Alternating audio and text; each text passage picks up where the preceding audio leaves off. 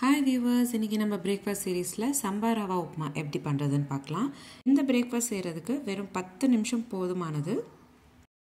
இந்த breakfast healthy and diet friendly ரெசிபிங்க. வாங்க பார்க்கலாம் எப்படி செய்கிறதுன்னு. ஒரு பேனில் 20 ml எண்ணெய் சேர்த்துக்கோங்க. கூடவே 1/2 ஸ்பூன் அளவுக்கு கடுகும் சேர்த்துக்கோங்க. கடுகு நல்லா பொரிஞ்சு வந்ததுக்கப்புறம் ஒரு பச்சை மிளகா கீரி சேர்த்துக்கோங்க. கூடவே கொஞ்சமாக கருவேப்பிலை சேர்த்துட்டு நல்லா வதக்கணும்.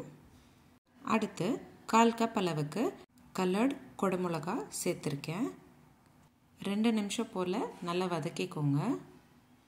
குடமிளகாலாம் நல்லா வதங்கினக்கப்புறம் ஒரு பெரிய வெங்காயம் பொடிசாக கட் பண்ணிக்கிட்டதும் சேர்த்துக்கிட்டேன். வெங்காயம் நல்லா வதங்கினக்கப்புறம் ஒரு தக்காளி பொடிசாக கட் பண்ணிக்கிட்டதும் சேர்த்துக்கிட்டேன். எல்லாத்தையும் நல்லா சேர்ந்து வதக்கிக்கோங்க. அடுத்து 1/2 ஸ்பூன் அளவுக்கு உப்பு சேர்த்துக்கணும். நல்லா கலந்து விட்டுக்கோங்க. நான் இன்றைக்கி கோதுமை ரவா, அதாவது சம்பா ரவா 1 கப்புக்கு 3 கப் தண்ணி சேர்த்துக்க போகிறேன். தண்ணி கொதி வந்தக்கப்புறம் சம்பா ரவை வறுத்து வச்சுருக்கேன், அது 1 கப் சேர்த்துக்கணும்.